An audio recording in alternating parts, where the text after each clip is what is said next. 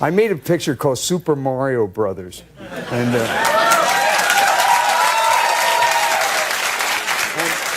my 6-year-old son at the time, he's now 18, at the time he said, Dad, I think you're probably a pretty good actor, but why did you play that terrible guy, King Koopa, in the Super Mario Brothers? And I said, well, Henry, I did that so you could have shoes. And he said, Dad, I don't need shoes that bad. It was supposed to be one of the biggest movies of 1993. For the first time in history, someone had made a live-action movie based off a video game. And not just any game, but one of the most popular and beloved video game series of all time. Super Mario Brothers.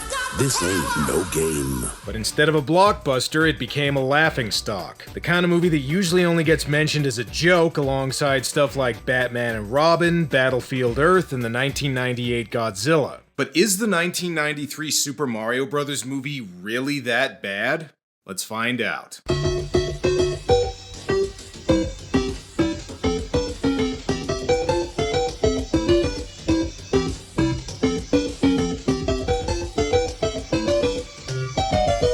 Okay, so there's a new Mario movie coming out soon. So now let's take a look back at the 1993 Super Mario Bros. Film. At first glance, making a Mario Bros. Movie seemed like a sure thing. After all, Mario was huge in the early 90s, to the point that nobody seemed to realize Mario was kind of a weird choice for a movie adaptation. While the gameplay was fun, story-wise, there really wasn't that much to Mario, and the colorful, cartoony world of the game seemed better suited to an animated film. Other Nintendo properties like Metroid and Zelda probably would have been better candidates for a live-action movie. And I know what you're thinking, well, Mario was so popular. Yeah, but Tetris was a popular game too, and imagine if they made a movie of that. And I'm not talking about that Apple TV movie about the making of Tetris, I mean an actual Tetris movie. Then again, I say that, but if they cast Dennis Hopper as one of the blocks, I might have gone to see that. But not only did they go ahead and make a Mario film, but they also made it a dark, gritty sci-fi action movie too. One of these days, I'm waiting for somebody to make an R-rated Kirby movie. Things didn't exactly go smoothly once production got underway, with the movie going massively over budget, and the script getting rewritten so many times that a lot of the actors stopped learning their lines since they knew they'd probably just get changed anyway. The movie was directed by the husband and wife team of Rocky Morton and Annabelle Jankel, who were best known for co-creating Max Headroom, and they were not well liked by the cast and crew, to put it mildly. Bob Hoskins, John Leguizamo, and Dennis Hopper are all on record talking shit about the directors and saying they hated the experience of making the movie, with Hoskins and Leguizamo even resorting to getting drunk on set just to get through it. But hey, lots of movies have troubled productions. What really matters is that the final product turns out well and makes it all worth it. See if you can guess if that's what happened here. Well, it starts out promisingly enough. We even get the classic Mario theme song.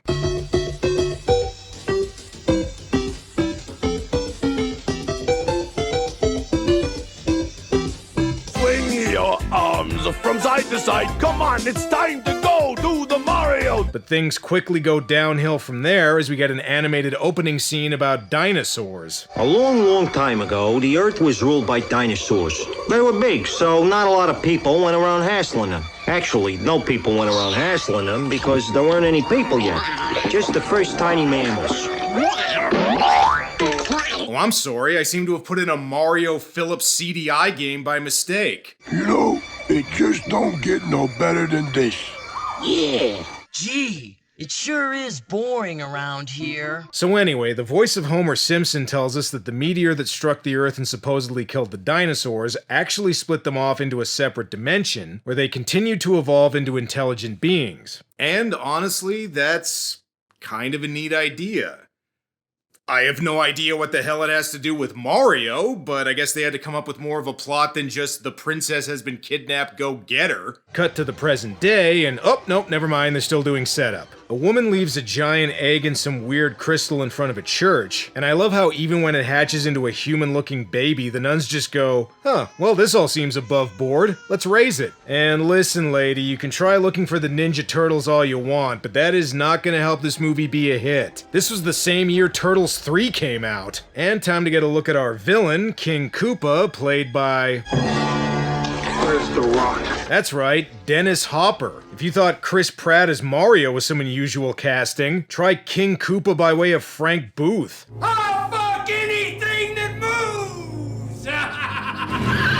Not exactly the first guy you would think of to play Koopa. It's kind of like having Al Pacino play Dr. Robotnik, but hey, I'm up for it. Okay, we're now in the present day of 30 years ago, where we finally see our heroes, Mario and Luigi, played by Bob Hoskins and John Leguizamo. Mario Brothers Plumbing, no leak too small. Hey, that's not what the Mario from the game sounds like. Hashtag not my Mario. Okay, joking aside, Bob Hoskins as Mario is probably the best casting in the entire movie. Not only does he have the right look for the role, but he's got the right voice for it too. You gotta remember, before Mario 64, Mario was usually depicted with a Brooklyn accent. Water!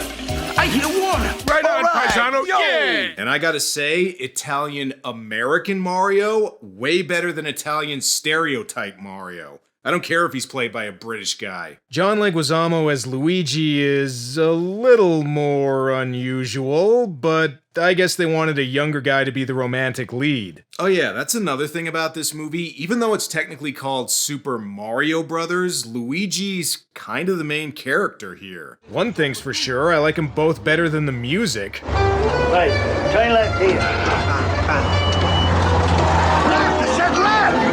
Oh, I see the soundtrack set to whimsical early 90s mode. Before they can save the world, Mario and Luigi have to figure out how to get some work. Scapelli. They beat us to it again. Another lost job. They should have called the other company Sonic Plumbing. We flush what Nintendo don't. Regarding Scapelli, even though they toned down Mario, we get another Italian stereotype, the greaseball pseudo-mafioso guy. My boys need to get back to work here. How long are you gonna be digging up these bones? You better not make me late for my 5:15 tanning session. Scapelli wants to do some construction here, but can't because some university students are digging up dinosaur bones. The dig is led by the girl who hatched from the egg earlier and is clearly supposed to be Princess Peach. Hi, it's Daisy. Daisy, Princess Daisy, my mistake. Okay, well, Daisy is Luigi's love interest in the game, so fine, I guess that can be the case here too. And by the looks of it, it's love at first, woman pretty. As far as the other characters go, these two are Iggy and Spike, and yeah, spitting image. There she is. You sure? 2 arms, 1 head, 2 legs. I don't buy that they can count to 2. As you can probably tell, these two are the comic relief of the film and are tasked by Koopa to kidnap Daisy. But don't do that just yet. First, Luigi's gotta ask her on a date. Do you eat? Yeah? Dinner? Oh. Okay.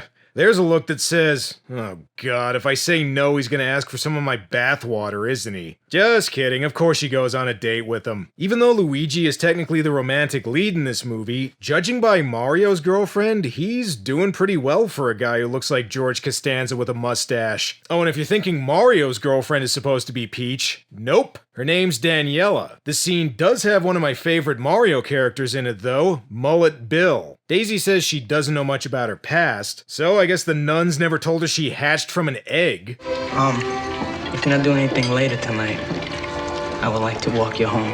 While Daisy and Luigi leave to get to know each other better, Iggy and Spike go after Daniela. Hey, don't kidnap Mario's girlfriend. A gorilla's supposed to do that. Hopefully things are going better for Luigi on his date. These are all strange new species. It's almost as if he was a monster trying to be a human being. Okay, come on, dude. You managed to find a girl that's interested in dinosaurs. This should be a layup. Time to turn on the charm. It's beautiful. You're beautiful. Nice one, Luigi. You'll be getting a 1-up in no time. Before Luigi can warp to second base, he's cock-blocked by some of Scapelli's goons. Mario! Scapelli's flooding the site! We need your help.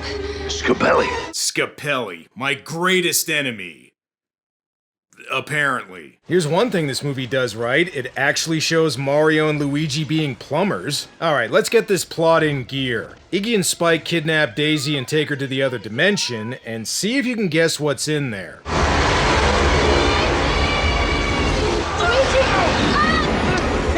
Some 90s CGI effects.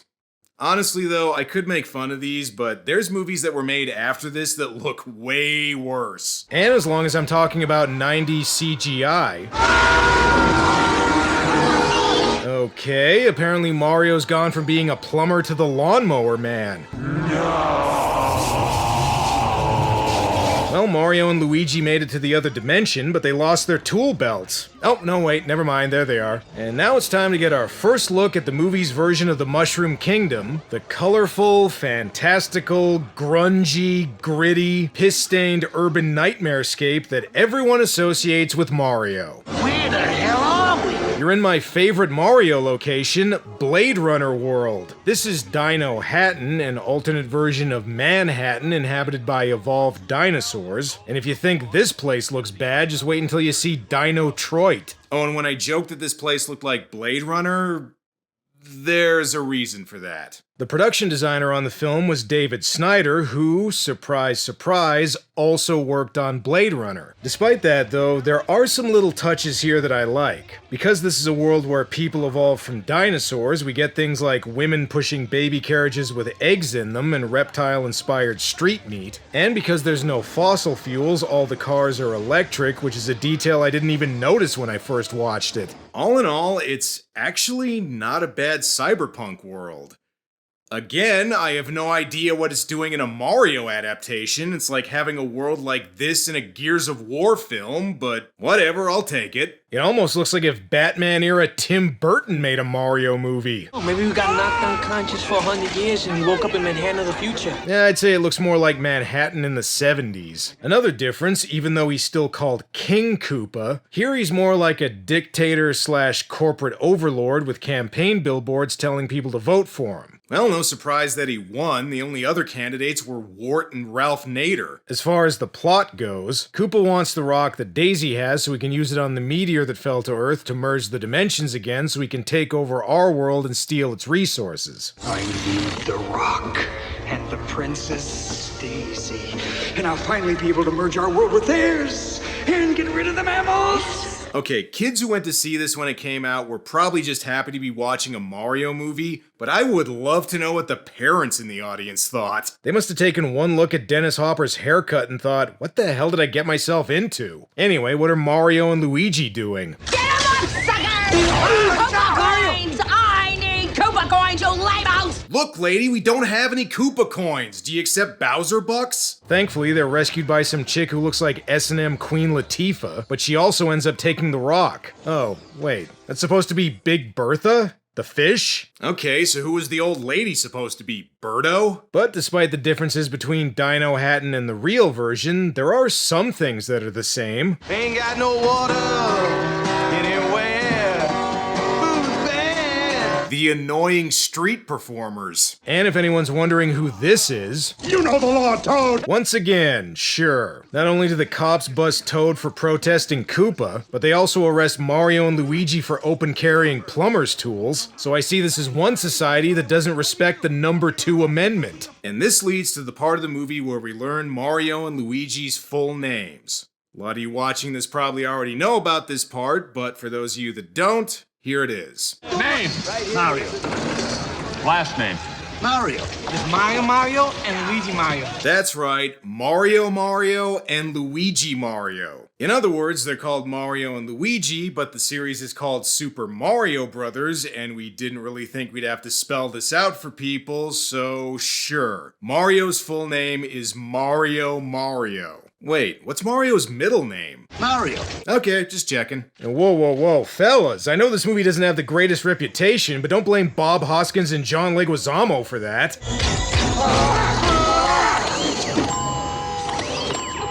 Also what their faces looked like at the premiere. Are we dead? Don't worry, fellas, your careers are gonna be fine. If the Pest and Son of the Mask couldn't kill them, nothing can. Now that our heroes are locked up in Dino Jail, maybe Toad can give them some more exposition. You know all that fungus out there? That's our old king. And he's been de-evolved. That's right, he's been de-evolved into fungus. And that urine stain over there used to be our Secretary of State. Speaking of de-evolution, that leads us to one of the weirdest parts of the movie, which is really saying something. Koopa, you're a lousy leader! Whoa, lousy leader? Damn, not since Churchill called Hitler a poopy-headed dum-dum has a dictator experienced such a sick burn. Oh, right, the Devo Chamber. Koopa subjects anyone he doesn't like to some 90s morphing effects, which regresses them back to a more primitive form known as Goombas. Oh, of course, Goombas. For those of you unfamiliar with the games, Goombas are little walking mushroom guys that are pretty much all head. So naturally, in this movie, they're big hulking lizard men with little tiny heads. It's Toad? Apparently. Actually, considering these are supposed to be Koopa's soldiers, shouldn't they be called Koopa Troopas? Wouldn't that make more sense? Well, I guess they just really liked hearing Dennis Hopper say the word Goomba. Goomba! Go Goomba! Another thing about Dennis Hopper in this movie, Koopa says he descended from a T-Rex, and throughout the movie he has his arms up like he's doing a T-Rex impression. Well, I can appreciate he committed to the role, and the fact that a movie with Dennis Hopper doing T-Rex arms for 2 hours exists. Mario and Luigi manage to escape after Koopa and his guards end up slipping on some dino afterbirth, and that's not even the grossest thing in this place. Hey, Mario, look at this. These little mushroom things on the fungus. Why don't you try eating one? They'll make you feel like you're twice as tall. These two better hurry if they want to outrun the Goombas and the soundtrack. Swing! Keep swinging! I'm swinging! Okay, I can't get over how out of place the music feels in this movie. Is this movie supposed to be whimsical and kid-friendly or grungy and weird? Pick one. Mario and Luigi steal a police car that looks like it belongs in a Twisted Metal game. And if you think I'm making too many video game references... I can't believe you can do that. Comes from sitting on my butt all day playing video games, that's why. I wish the people who made this movie played a Mario game, but I think I know a way to make this more like Mario.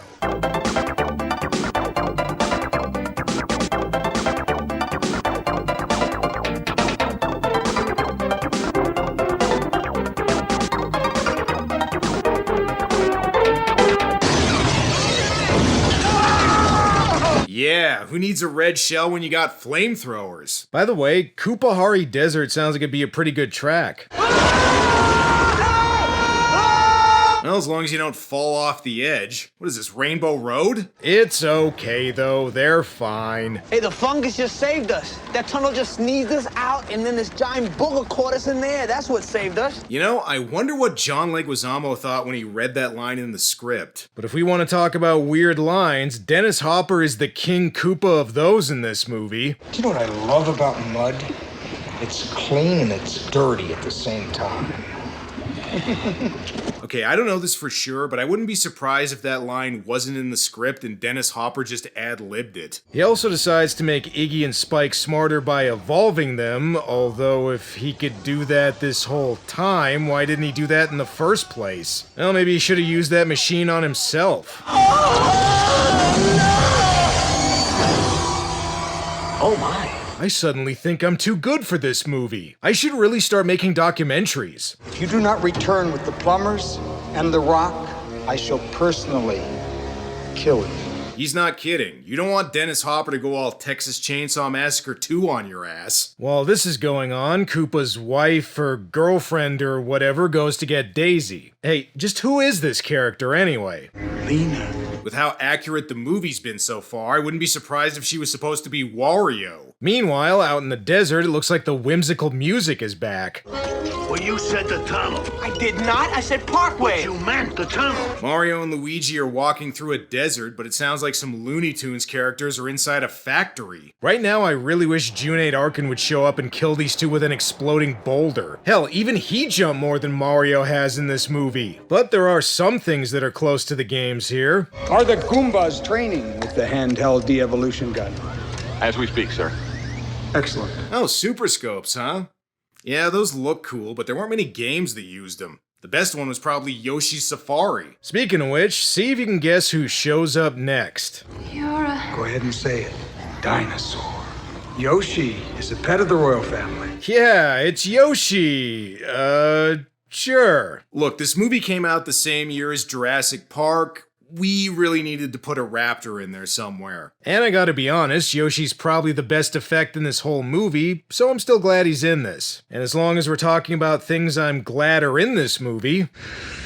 You are so fresh and so clean.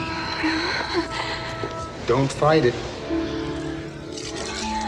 Okay, even if Dennis Hopper hated this movie and the entire experience of working on it, at least he's weird enough to be entertaining. You know, between the tongue and the pervy behavior, instead of a T-Rex, are we sure Koopa didn't just evolve from Gene Simmons? Koopa explains that Daisy is really a princess from the dinosaur dimension, but what I really want him to explain is why he thought that haircut was a good idea. Meanwhile, out in the desert, the movie's gone from being a Blade Runner ripoff to an 80s Mad Max ripoff.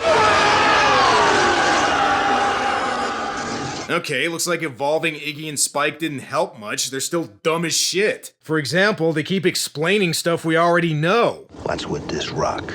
The rock is a piece of a special meteorite which was chipped off upon impact 65 million years ago. Yeah, I know. Dinosaurs, other dimension, rock. Explaining the plot over and over again is not gonna help it make sense. I don't get it. Why didn't he just come through before like you clowns?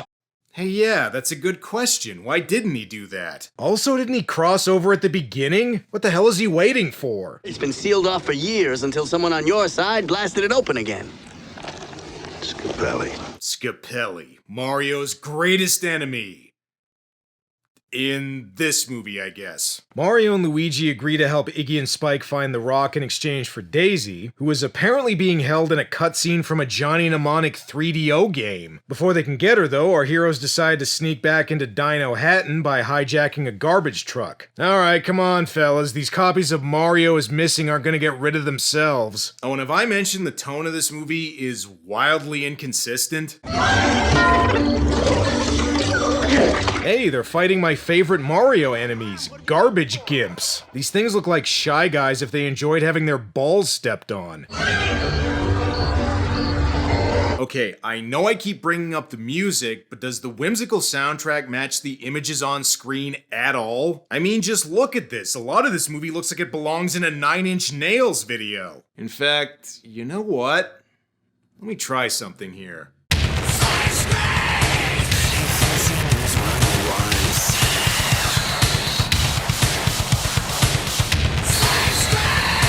It sorta works. And as long as I'm adding inappropriate music, might as well also do this.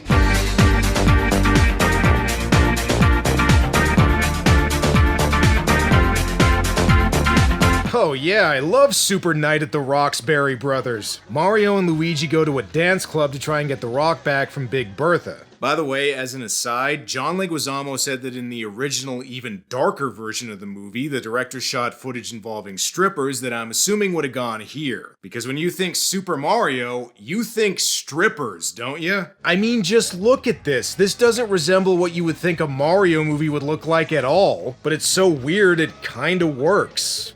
Kinda. Anyway, time for Mario to turn on the old greasy Italian charm and get the rock back from Bertha. The name's Mario. I'm your main man. You Ramadan, you can of Spain.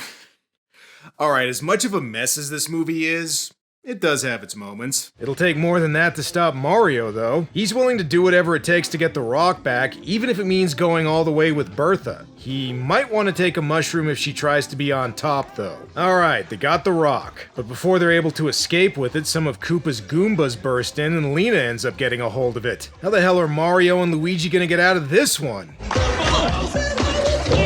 Okay, apparently Big Bertha's on their side now. I guess Mario really did turn on the charm. Not only that, but she also gives him some special boots, which means Mario now becomes Jumpman. Alright, now if they could only get the colors right. Why the hell is Luigi the one wearing red? The fungus also gives them a bomb and... holy crap, it actually looks like it's from the games. It's a miracle. Something in this movie actually resembles the games. That is unless the games had an infected foreskin character I'm not aware of. My. You have let yourself go! This is Daisy's father, the former ruler of Dinohattan that Koopa de-evolved into fungus named King Bowser. Okay, Bowser is actually Koopa's name, but whatever. We've got Dennis Hopper with that haircut talking to whatever the hell that's supposed to be. So I think it's safe to say this movie's gone beyond the games and become its own weird thing. And where the hell are Mario and Luigi? Oh, a sewer level? Those suck. I'd even take an ice level at this point. Okay, we're over an hour in, so I think it's about time Mario and Luigi ditched the leisure suits and actually started to look like Mario and Luigi. Ingeniously. Hey, what do you know? Mario and Luigi finally look like they're supposed to. Now they can pose for the movie's poster. Oh, right, the plot. Okay, so I guess Iggy and Spike are against Koopa now, and Lena wants to use the rock to merge the dimensions herself. Whatever, forget about all that. We need to get to the real important part of the movie, the dancing Goombas.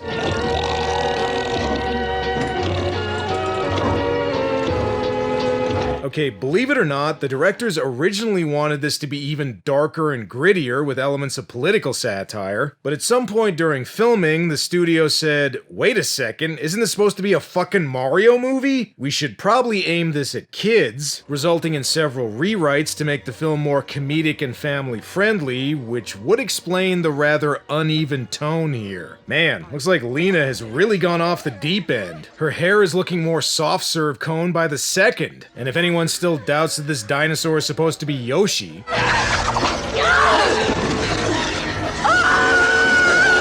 See, he used the tongue. That means it's Yoshi. Hang on a second, let me fix this part.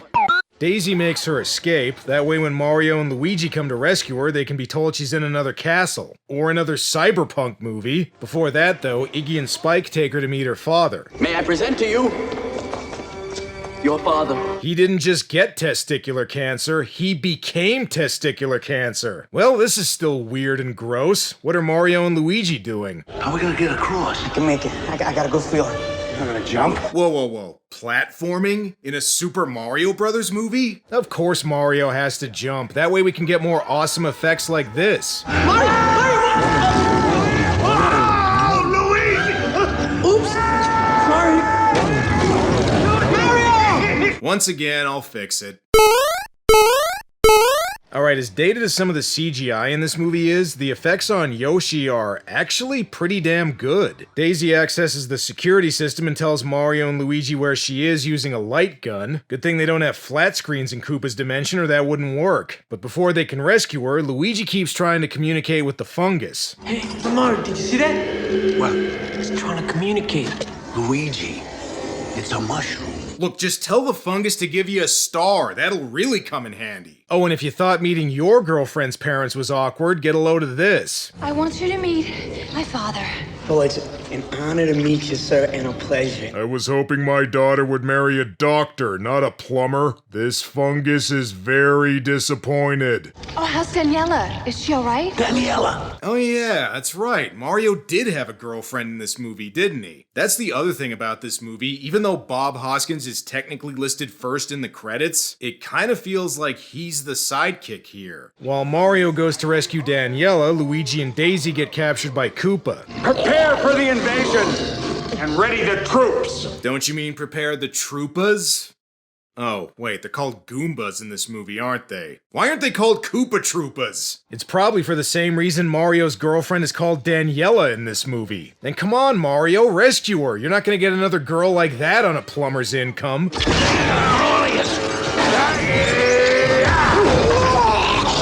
And that's the closest we're gonna get to Mario jumping on somebody in this movie, so hope you liked it. There is another part that's kinda close to the games. Mario goes down a pipe, although unfortunately he does not warp to the end of the movie.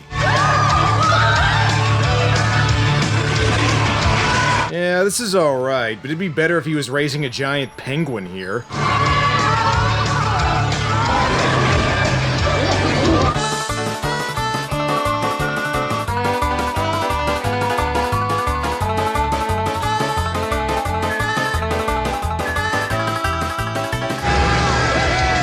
Look, they ran into Luigi and Daisy. I guess it helps that Dinohattan's only the size of an abandoned cement factory. But oh shit, Koopa's there too. Soon you and everyone in your world will all be de-evolved into monkeys. Ha! Ha! Ha! Again, even if Dennis Hopper hated making this movie, at least he's fun to watch.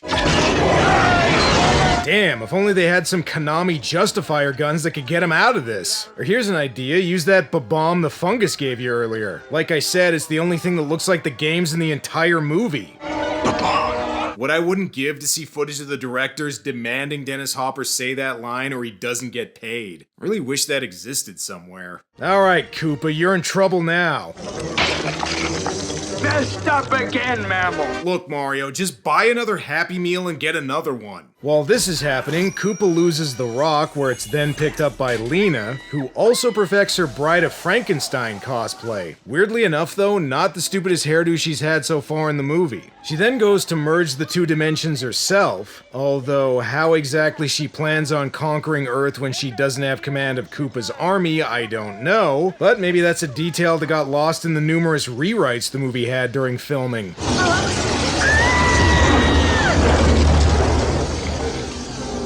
Yikes. Damn.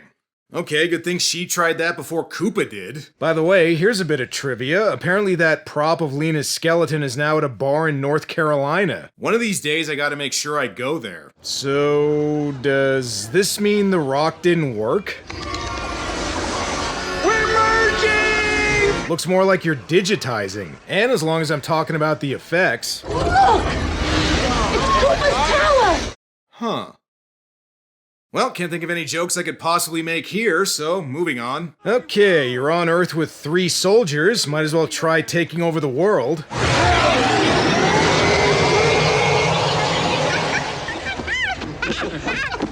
Monkey! Or do something that'll be a meme in 20 years. Oh no, you de-evolved Scapelli! Now who's gonna be Mario's greatest enemy? Luckily for Mario, he's equipped with some CGI effects of his own.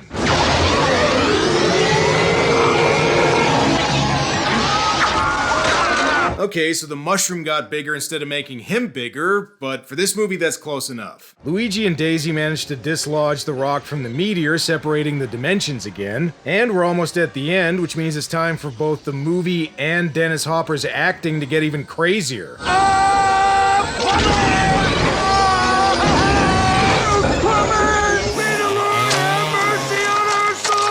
Alright, if you're tired of King Koopa looking like Dennis Hopper for this climax/final boss fight, just wait. Mario and Luigi use the de-evolution guns on him, and the bomb comes back and blows him into a bucket, which turns him into...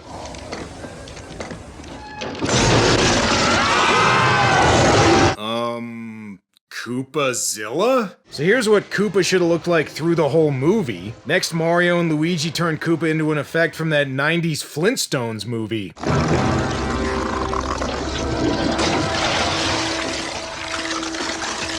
And apparently Koopa evolved from Nickelodeon Gak. And so, with the day saved, Mario gets a lift from Luigi. Jeez, this movie should have been called Super Luigi Brothers. Oh, and also this happens.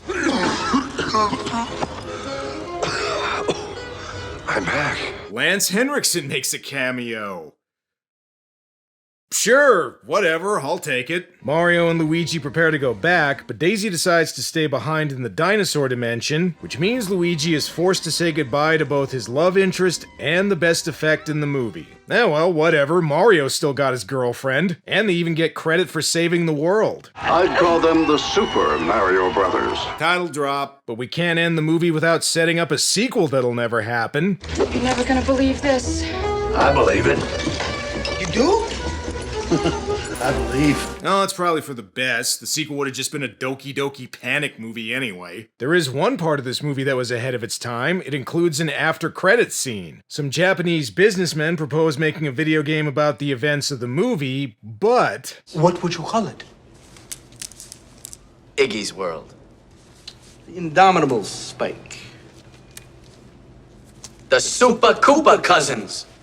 Just think, if this were made today, Donkey Kong and Link would show up to try and set up the Smash Brothers cinematic universe. Well, that was really something. Still not quite sure it was a Mario movie, but it was definitely something. A live-action Mario movie was a weird choice, and choosing to make it a grungy, dystopian sci-fi movie was even weirder. Audiences seemed to agree, with the movie failing to make its budget back despite the Mario Brothers name recognition. And like I said at the beginning, a lot of people who worked on it were embarrassed of the movie and hated the experience making it. At one point, Dennis Hopper reportedly got so mad at the directors he yelled at him for 3 hours and held up filming. And considering Dennis Hopper was a method actor, I like to think that the entire time he was yelling at him, he still had his arms in T-Rex mode. It also got extremely negative reviews from critics, with some people calling it one of the worst films ever made? Okay, I am not one of the people who thinks this movie is some misunderstood masterpiece or anything,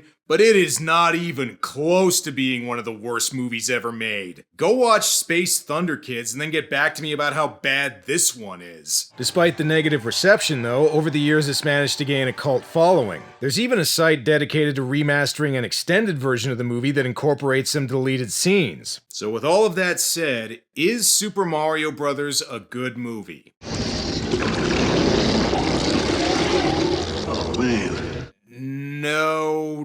No, I can't really call it good, but I can see why it has a following. Both tonally and plot-wise, the movie's a complete mess, but it is an oddly fascinating one. I think part of the fascination comes from the fact that it seems like it shouldn't even exist. Think about it, we've got a Mario movie that takes place in a dystopian sci-fi landscape, where Dennis Hopper walks around with a Simpsons haircut and gets turned into a T-Rex at the end. It sounds like something you'd see in a comedy sketch about a fake Mario film, but instead it's a real movie. And a big budget one with famous actors in it too. Plus, it is the first live-action movie based off a video game, so it does have some historical importance to it. The fact that it's a Mario Brothers movie that just barely resembles Mario only adds to its weird, misguided charm. I can't exactly call it good, but it is definitely an interesting watch 30 years later. I think the film's legacy was summed up accurately by the film's producer, Roland Jaffe, who said, "It's not that I defend the movie, it's just that, in its own extraordinary way, it was an interesting and rich artifact and has earned its place. It has strange cult status." I agree. For better or for worse, it does have strange cult status. And whether or not the new Mario movie has that in 30 years, I guess we'll see. Well, that's all for now.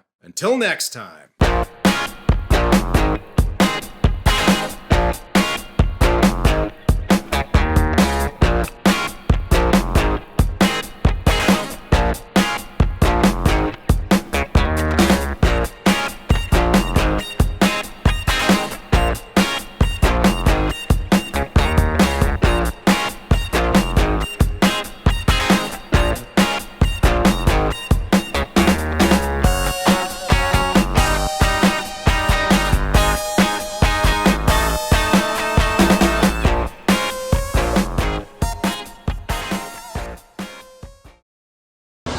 Later, alligator.